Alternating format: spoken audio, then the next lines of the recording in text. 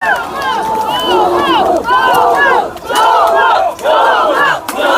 높이,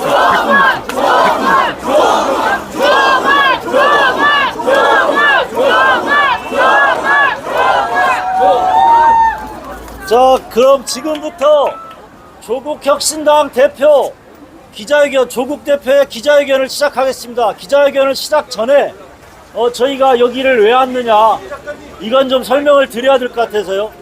저희가 응징 투어라고 합니다. 응징 투어는 이 윤석열 정부 창출에 기여했거나 윤석열 정부 유지에 기여했거나 또 하나는 윤석열 정부가 망가지는데 전혀 제어하지 않고 아무런 일을 하지 않았던 사람들에 대해서 반드시 평가받도록 해야 되겠다, 이런 생각을 하고 돌아다니는 거고요. 서울에서는 특히나 이 동작이 아주 그런 분이 있다고 그래서 꼭 와보고 싶었던 지역이었고 굉장히 늦었습니다. 다만 사전투표가 내일 모레부터 진행되니까 여기 오신 분들은 사전투표에 꼭 참여해 주시고 사전투표 해달라고 주변에 많이 호소해 주시기 바랍니다. 자, 그러면 조국 대표의 인사말로 기자회견을 시작하겠습니다.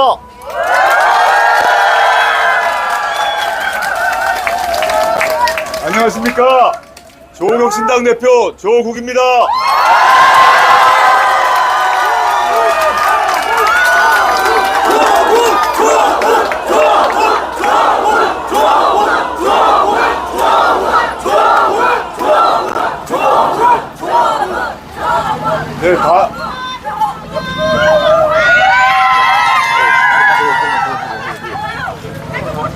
다들 아시겠지만 저희가 지역구 후보를 내지 않았기 때문에 대중연설을 할 수가 없습니다.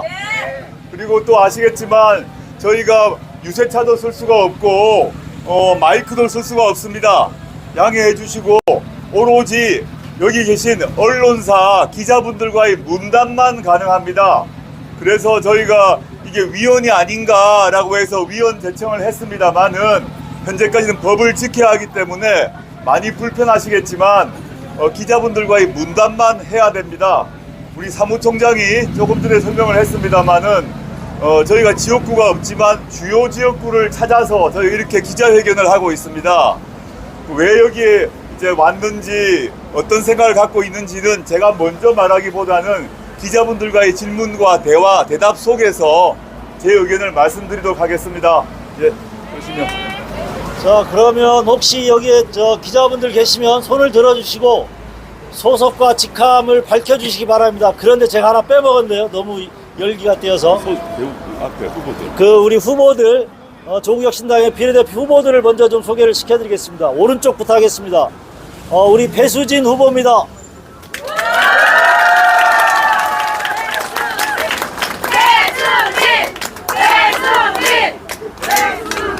그리고 김형연 후보입니다.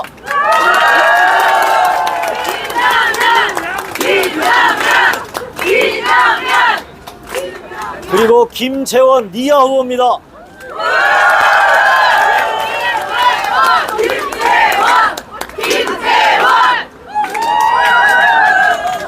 그리고 양소영 후보입니다.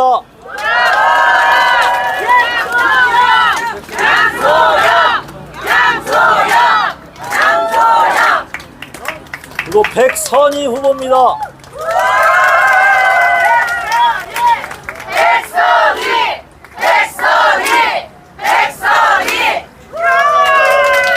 그리고 이혜민 후보입니다.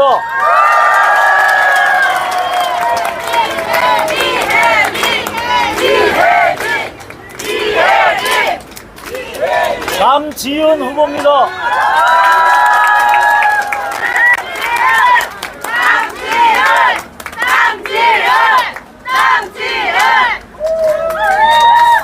신장식 후보입니다.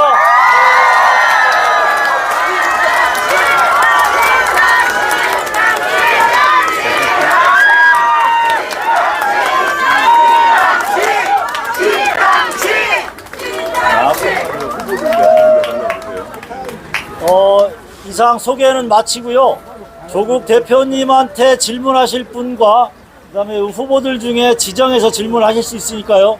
기자님들은 그 점 양지해 주시고 소속과 직함을 밝히시고 지명 받으신 후에 질문하시기 바랍니다. 손 들어주십시오. 예, 저기 잠깐만요. 마이크를 저쪽에 좀 누가 전달을 해주고 왔다 갔다 하면 좋을 것 같은데, 저 우리 부대변인님 이걸 조금 저쪽에 잘 안 들리니까 조금 나와서 하실게요. 이쪽 나오셔.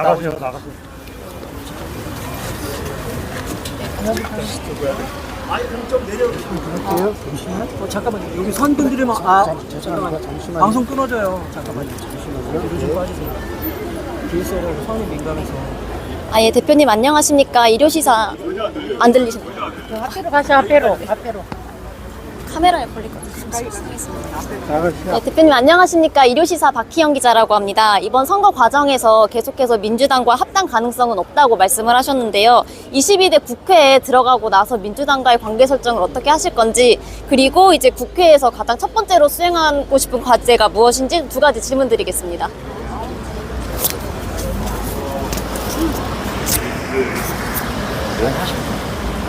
이제 선거가 얼마 남지 않았습니다.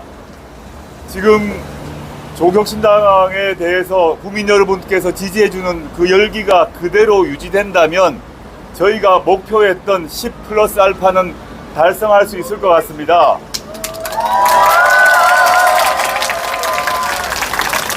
저희 목표를 달성하는 걸 전제로 말씀드린다면, 제가 2월 달에 부산에서 창당 선언 2월 13일 날 하면서 10석을 얘기한 이유가 있는데, 제가 뭐 천공한테 물어본 건 아닙니다.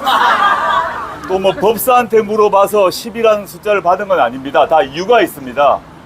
10석의 의미는 뭐냐 하면, 10석을 갖게 되면 독자적으로 법안 제출 권한이 생깁니다. 그래서 10석을 일단 얘기를 드린 겁니다. 네. 누구의 도움을 받지 않더라도 조국혁신당만으로도 독자 법안을 제출할 수 있고, 근데 독자 법안을 제출한다고 해서 10명만으로 국회의원 10명만으로 그 법안이 통과될 수가 없지 않습니까? 당연히. 그래서 저희가 저희의 생각, 저희의 정강 정책을 실현하기 위해서 출발은 10석이 최소 10석이 필요합니다. 그 다음에 법안을 통과하려면 당연히 저희와 생각이 유사한 특히 민주당과의 연대가 반드시 또 필요합니다. 그 기자님께서 질문을 아까 여기 여기 계신데 질문하셨습니다만은, 제가 창당 선언 이후부터 지금까지 단 한 번의 변화도 없이 조국혁신당은 조국혁신당이 가지고 있는 정강 정책을 실현하기 위해서 노력을 최대한 할 것이다.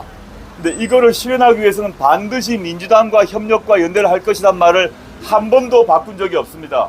그래서 지금은 선거운동 과정에서 괜히 한 말이 아니라 실제 조국혁신당이 생각하는 정강을 실천하기 위해서도 22대 국회 개원 이후에 민주당과 반드시 협력할 것입니다.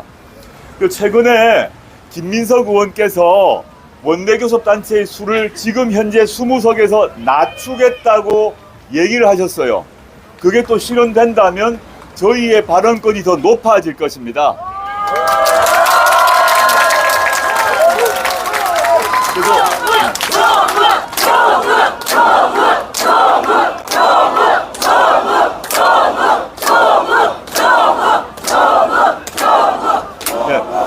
그래서 지금 자연스럽게 서로 화답이 왔다 갔다 하는 사이라서 너무 감사하고요.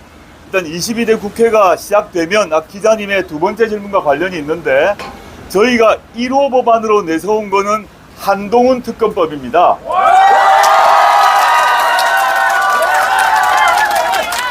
지금 한동훈 비대위원장이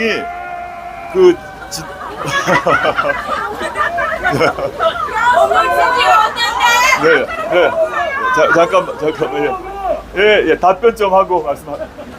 한동훈 비대위원장이 최근에 선거 상황이 좀 안 좋은지 막말을 일삼고 있습니다.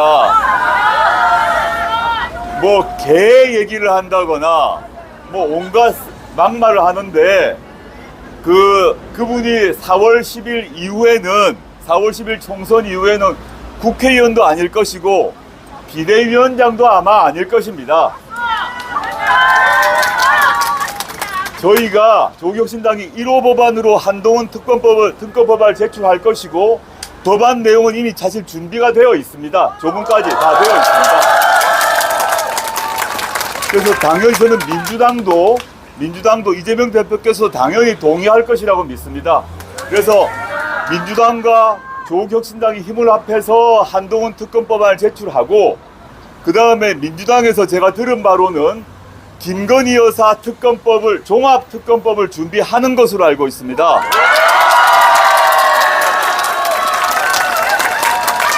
김건희 여사의 그 공범들은 1심에서 유죄 판결이 났지 않습니까? 네. 그리고 검찰 보고서에 김건희 여사와 그 생모 최은순 씨가 두 사람이 얻은 수익이 23억이란 것도 확인이 되었습니다. 근데 그 특검법을 제출하자 윤석열 대통령이 그것을 거부해버렸지 않습니까? 그래서 이제 끝난 것 같지만 그렇지 않습니다. 그 주가 조작 이후에 두 가지가 더 확인됐습니다. 하나는 뭐냐? 디올백은 다 아시죠? 네! 두 번째는 양평고속도로입니다. 이 두 개는 기존의 김건희 특검법에 포함되지 못했는데 민주당에서 합해서 세 개의 범죄 혐의를 다 합해서 특검법안을 준비하는 것으로 알고 있습니다. 그래서 이 역시 힘을 합해서 김건희 종합특검법과 한동훈 특검법을 일단 제출해서 통과시켜야 될 것 같습니다. 그러고 난 뒤에 그 다음에 지금 호주 대사로 도주를 했다가 국민들의 분노에 못 이겨서 어쩔 수 없이 들어와서 지금 수사를 받아야 하는 이종섭 전 국방부 장관, 전 호주 대사 있죠? 이종섭 전 국방부 장관이 최상병의 죽음을 제대로 수사하지 못하도록 하는데 기여했다라고 해서 공수처가 출국 금지를 시키고 피의자로 입건을 했는데 그 사람을 수사를 못 받게 하려고 해외로 도주시킨 거 아닙니까? 그러면 국방부 장관으로서 자기가 결재한 그 결재를 했는데 우리나라에서 국방부 장관이 결재를 한 것에 대해서 뒤집으라고 말할 수 있는 사람은 몇 사람이 되지 않습니까? 않습니다. 누가 국방부 장관에게 당신의 결재를 바꾸라고 명령할 수 있습니까?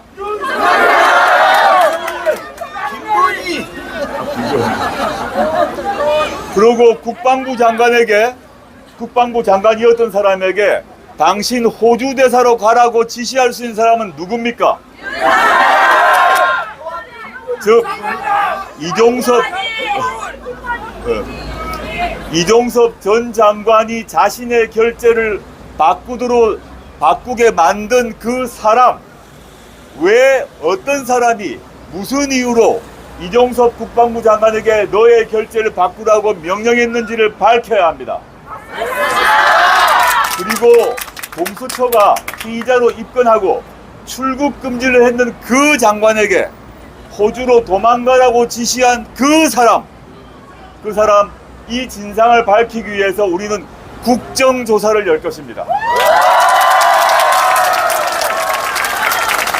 이렇게 되면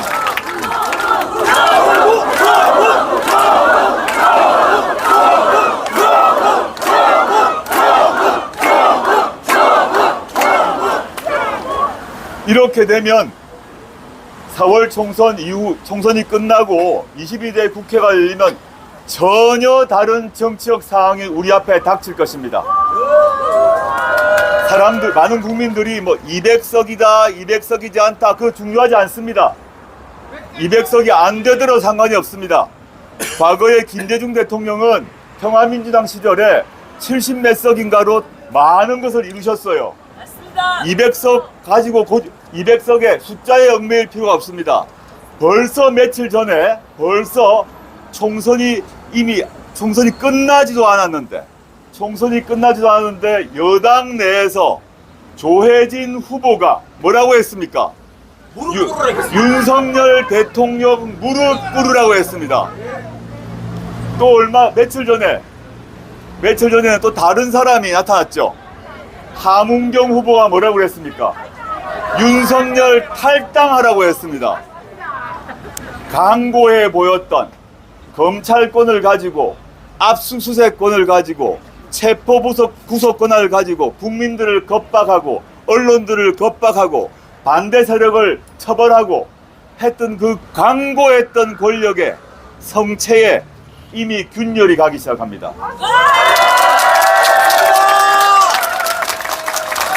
강고했던 윤석열 검찰 독재 정권의 성벽에 균열이 이미 갔습니다. 우리가 아니라 조국혁신당이 아니라 민주당이 아니라 국민의힘의 현역 의원과 국민의힘의 후보가 윤석열 무릎 꿇어라, 윤석열 탈당하라고 요구를 했습니다. 이제 조국혁신당이 국회에 들어가면 제가 또 여기 계신 후보들이 아까 거론됐던 조혜진, 함은경보다 살살하겠습니까? 기대해 주십시오.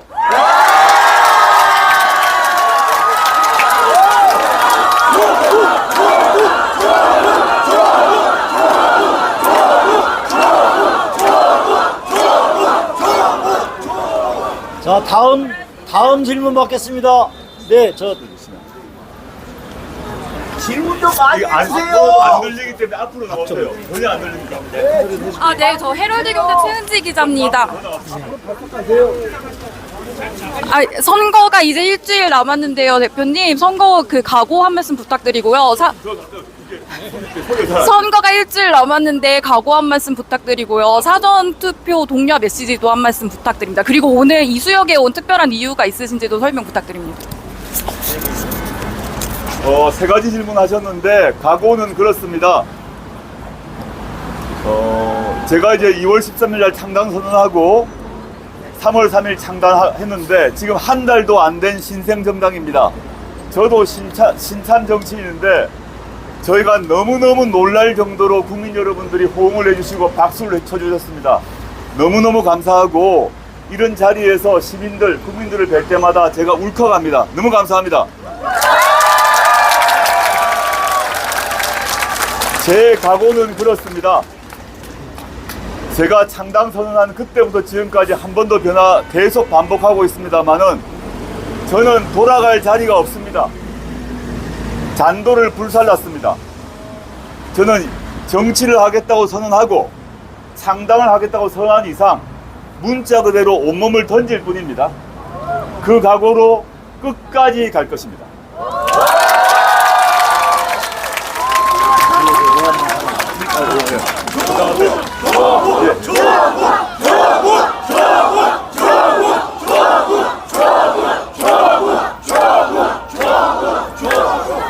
두 번째 질문에 대한 답변 드리겠습니다. 지금 사전투표가 남았지 않습니까? 지금 어제 보니까 해외국민 투표, 재외국민 투표 투표율이 역대 최고인 것 같습니다. 이게 왜 그럴까 생각하면 제외에 계신 동포분들도 그간 2년 동안 대한민국의 국격이 떨어지는 것에 대해서 엄청난 자존심이 상하신 겁니다. 2년 전만 하더라도 물론 문재인 정부가 잘못한 것도 있고 한계도 있었습니다. 문재인 정부가, 저도 문재인 정부의 고위공직자로서 제가 부족함이 있었습니다. 그래도 문재인 정부 말에 그래도 눈 떠보니 선진국이란 말 하고 살았습니다. 물론 불만도 있고 문재인 대통령님이나 정부에 대해서도 여러 가지 불만이 있었지만 그래도 눈 떠보니 선진국이다 말을 하고 해외에 계신 많은 동포분들은 내가 대한민국 사람이라고 자랑하고 있었습니다. 그런데 고작 2년 지나고 난 뒤에 해외 뉴스에서 나는 것은 우리나라가 과거에는 BTS다, 문화 강국이다, 반도체 강국이다, 작지만 강한 나라다, 뭐 이런 얘기만 났습니다. 그 다음에 코로나19 관련해서 최고로 대처를 잘했다.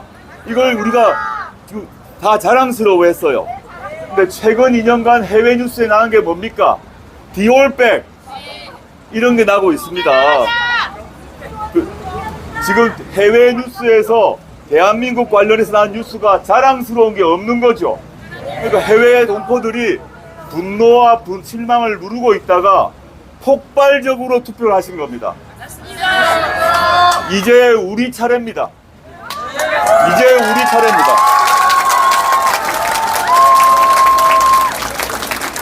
4월 5일, 4월 6일 사전투표에 여러분께서 폭발적으로 나와주셔야 됩니다.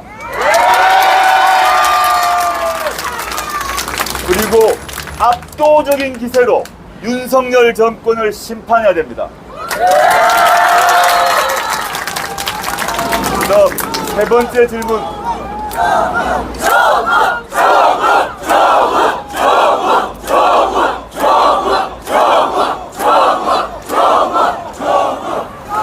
세 번째 질문 답변 드리겠습니다. 왜 하필이면 여기 왔냐? 뭐 이런 질문 하실 수 있는데 아주 사적으로는 이 동네가 제가 익숙합니다. 여기서 길 넘어가면 저쪽에 살고 있습니다. 요 길 지나서 남성시장 지나서 고개 넘어가면 제 집이 있고 과거 살던 집은 조리로 한 10분 가면 있습니다. 이 일대가 제가 아주 익숙한 지대고요. 물론 그것 때문에 온 건 아닙니다. 저희가 지역구를 내지 못하고 있기 때문에 어느 지역을 방문할 것인가를 둘러싸고 여러 가지 논의가 있었는데 중요한 지역을 가자라고 마음을 먹었는데 아까 사무총장도 얘기를 했습니다마는 전국에 있어서 현재 윤석열 정권의 창출과 윤석열 정권 2년간의 실정에 책임 있는 지역을 가야겠다. 그리고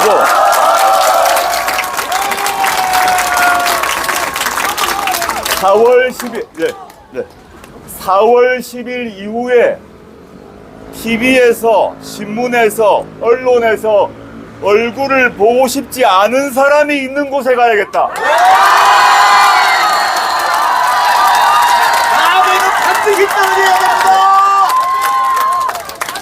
이런 판단을 하고 여기를 택했습니다. 많은 분들이 모르실 수 있는데 여기에 나온 어떤 후보는 여러분들 기억날지 모르겠습니다만은 국회 선진화법 위반으로 빠루 아시죠? 빠루. 빠루 기억나십니까? 빠루를 들었고 기소가 되었는데 4년째 1심 재판이 안 나오고 있습니다. 그 재판이 나서 국회 선진화법 위반이 되게 되면 불출마를 못하게 돼 있어요, 선거를. 근데 무슨 이유인지 당시 윤석열 검찰이 왜 그런지 모르겠으나 이 빠루 등분행과 관련해서 1년도 아닙니다. 4년간 재판 결과가 안 나옵니다. 네, 맞습니다. 이것에 대해서는 어느 보수 언론도 재판 지연이라고 비판하지 않습니다. 지금 빠루 든 모습만 기억나지 재판 결과를 모르시잖아요. 4년간 유죄 판결이 안 나고 있어요. 이걸 한번 기억해 보시고 돌아가시면 빠루를 한번 쳐보십시오. 네. 다음에는 반드시 떨어뜨려야 됩니다. 다음에는 필요 없다. 자, 다음 질문 하시죠. 잠깐만요, 마이크 좀.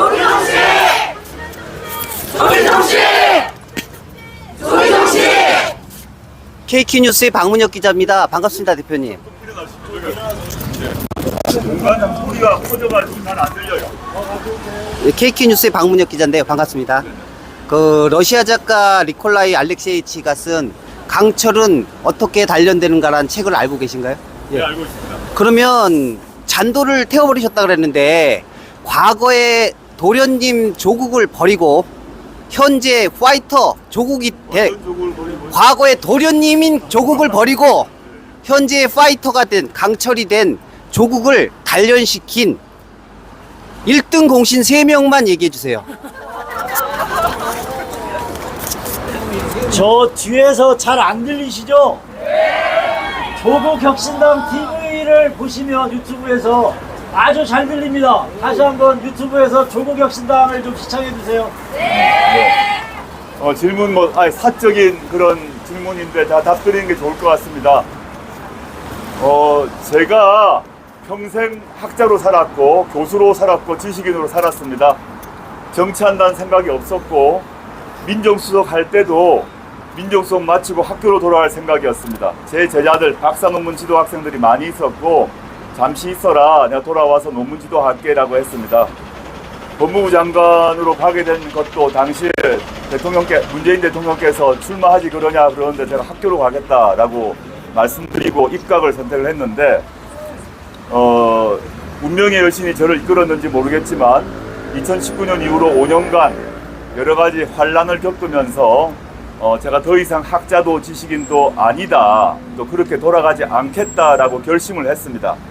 결심을 하면서 어떻게 해야 될 건가 고민을 했고, 고민을 오랫동안 혼자 고민하고 친구와 동지들과 상의한 끝에 이제 제가 창당을 하겠다고 결심을 한 것이고요. 경과는 그렇고, 제가 정치인이 되게 되고, 또 제가 정치인이 된다고 했을 때 그냥 저는 제가 정치를 한다고 마음을 먹었을 때 여기 배지 하나, 국회의원 배지 하나 달려고 나온 건 아닙니다. 제가 잘난 체 하는 게 아니라 제가 장관도 해봤잖아요. 자리에 큰 욕심은 없습니다. 장관 한번 해봤기 때문에 국회의원 된다는 게 저에게 큰 의미는 없습니다. 그럼에도 불구하고 정치를 해야겠다, 창당을 해야겠다고 마음 먹는 거는 일단 한국 정치판을 바꿔봐야겠다. 그리고 더 중요한 거는 윤석열 정권을 심판해야겠다. 단호하게 심판해야겠다라는 결심입니다. 제가 부족함이 있고, 제가 흠결이 있고, 제 잘못이 있으면 제가 다 감당할 것입니다. 그렇지만 결자해지의 심정으로 다른 사람이 아닌 제가 흠도 있고 부족하지만 제가 맨 앞에 서서 윤석열 정권을 심판하겠다 결심을 했고, 욕을 먹더라도 책임지겠다는 자세입니다. 그게 제 마음이고요. 3명을 말씀하셨는데 3명까지 말할 건 없을 거 같고, 제가 그 학교에서, 상아탑에서, 캠퍼스에서 이 거리로 나오게 된 첫 번째 공신은 윤석열입니다. 윤석열이 끝장냅시다!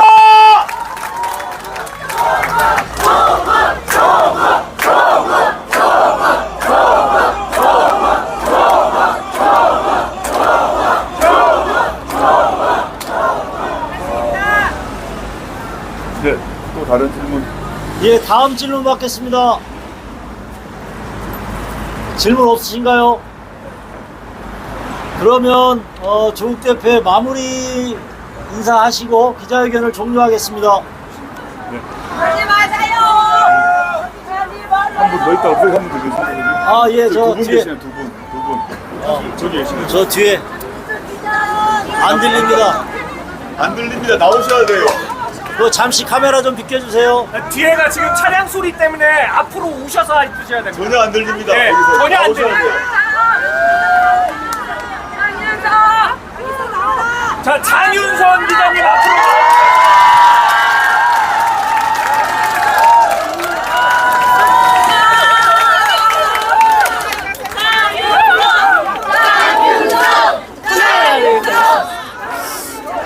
민주당에서는 이번 22대 국회가 마련이 되면 제일 먼저 물가 문제가 심각하기 때문에 25만 원 민생 지원금 공약을 관철하기 위한 입법화에 나서겠다고 주장합니다. 조국혁신당은 이 문제에 대해서 어떤 입장이신지 여쭙고 싶고요.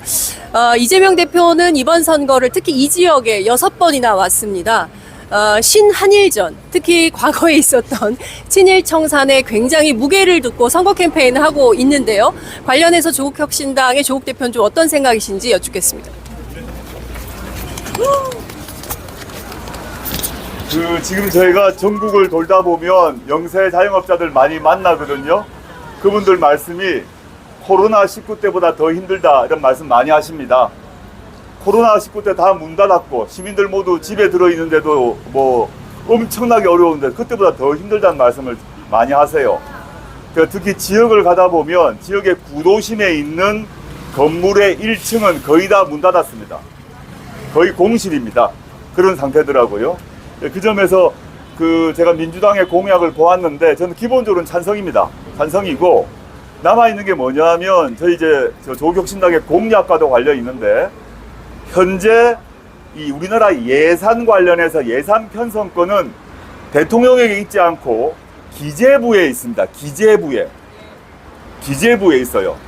그 재난지원금이건 지금같이 민생지원금이든 뭐든 간에 제가 여러분께 여러 번 그 언론에서 말씀드렸는데 문재인 정부 말기에 당시에 워낙 코로나19로 어려워서 그 문재인 대통령과 당시에 김부겸 총리가 재난지원금을 100% 주자라고 방침을 정하고 추진을 했습니다. 근데 당시 기재부가 100% 전 국민에게 주게 되면 재정 적자가 나가지고 나라가 망하니 안 망하니 그래가지고 끝까지 반대를 합니다. 예산 편성권이 기재부에 있다는 거죠. 못 해주겠다는 거예요. 근데 그걸 강제로 하게 되면 직권 남용이니 뭐니 이렇게 문제가 발생합니다. 그래서 당시 청와대 및 국무총리실을 한편으로 하고 다른 한편으로 기재부가 계속 조정을 하고 갈등을 일으키다가 80몇 프로밖에 못 줬어요. 그런데 대선 직후에 윤석열 후보가 대통령이 당선되자마자 똑같은 기재부가 100% 다 줍니다. 100% 다 줘요. 여행량 이루어졌어요. 이게 나라냐? 근데 100%를 다 줬는데 우리나라 안 망했지 않습니까?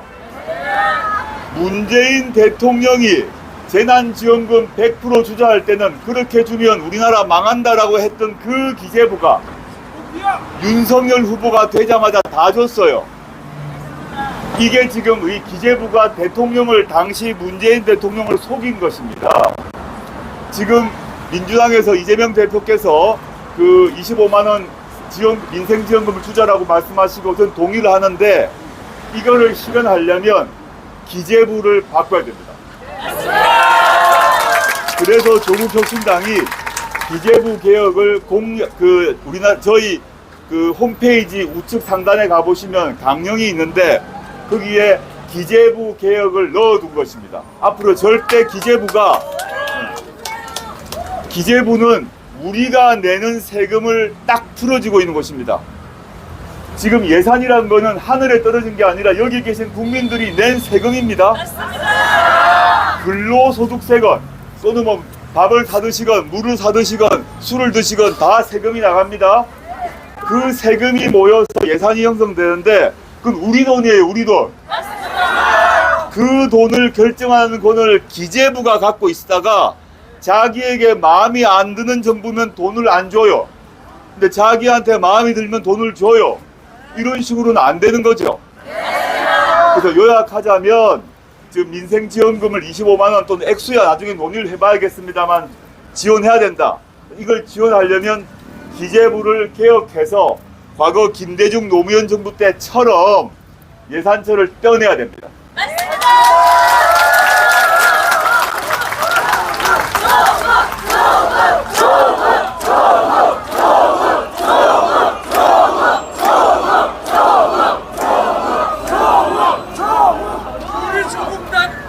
우리 조국 세상입니다. 한 분 더. 자, 누구셨죠? 까먹었네, 얘기하다가. 아까 친일 이런 말씀하셨는데, 이런 말씀 하나 드리겠습니다. 제가 청와대 민정수석 시절에 어떤 일이 하나 있었나 하면, 당시, 우리나라 대법원이 일제 강제징용공 판결을 해가지고 일본 기업이 배상하라라는 판결을 우리나라 대법원이 내렸습니다. 기억나시죠? 네. 그 대한민국에서 그런 판결을 우리나라 대법원이 내렸으면 우리는 따라야 되죠. 대통령이건 행정부건 따라야 됩니다. 근데 윤석열 정부가 어떻게 했습니까? 우리나라 그 대법원 판결을 오히려 비난하고 일본 정부의 손을 잡아줬어요. 우리나라 대법원이 뭔가 잘못한 것처럼 비난을 하고 일본 정부의 입장이 옳은 것처럼 우리나라 윤석열 정부가 입장을 발표하고 있습니다. 그 입장을 유지하고 있습니다. 이게 도대체 뭐 하는 짓인지 잘 모르겠습니다. 저는 아까 이재명 대표께서 여기에 6번 온지는 몰랐습니다만은 오셔서 뭐 그런 말씀 하셨다고 그러는데 현재 윤석열 정부가 무슨 이유인지 모르겠으나 중국 시장 스스로 날리고 러시아 시장 스스로 다 잘라버리고 오로지 미국, 일본 편향된 정치, 경제 모든 것을 미국, 일본하고만 하려고 합니다. 우리가 왜 그렇게 해야 됩니까? 전 이해가 되지 않습니다. 저는 그 점에서 이런 친일, 친미 편향의 외교 정책 또는 경제 정책을 펴는데 여기 계신 어떤 분이 책임이 있다고 생각합니다. 예, 마지막 질문 하나만 더 받겠습니다. 손을 들어주시면 언론 개혁 좀 해주세요. 언론 개혁. 일단 저 언론인 질문에만 답할 수가 있어서 시민들 질문에 답을 못합니다. 자, 다른 분 없으신가요? 예? 안 들립니다. 전혀. 전혀 안 들립니다. 전혀. 기자가 아니신 것 같아요. 아, 그러시면 네. 기자가 아니시면 곤란합니다. 네네. 저 기자회견을 마치고요. 조국 대표의 마무리 말씀 듣고 기자회견을 마치겠습니다.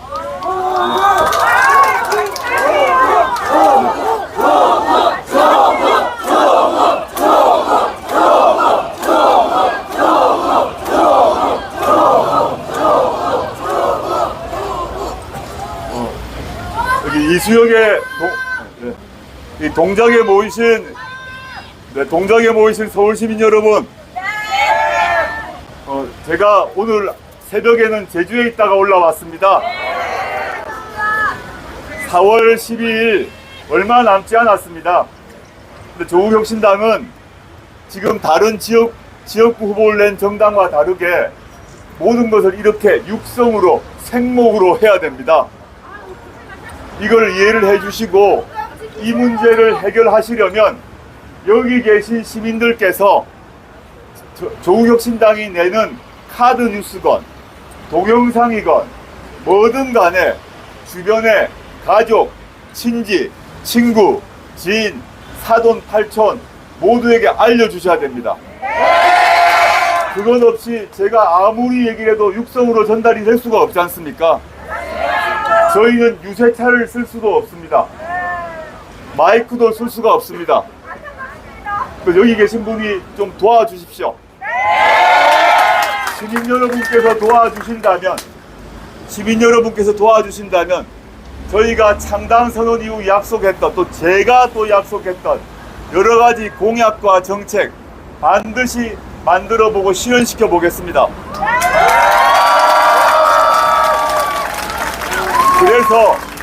그래서 도와주신 유권자분들, 국민들께 효능감 있는 정치가 무엇인지 반드시 몸으로, 진짜 말만이 아니라 몸을 통해서 보여드리겠습니다.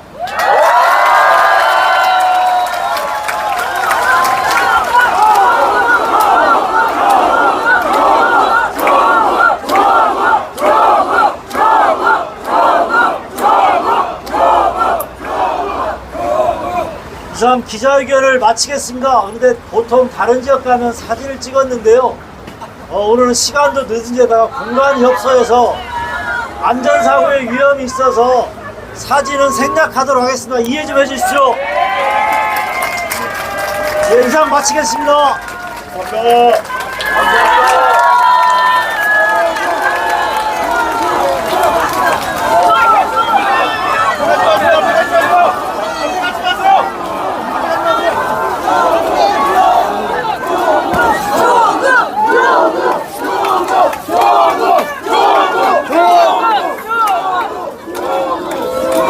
오늘도 못 웃으시겠네. 이기세요.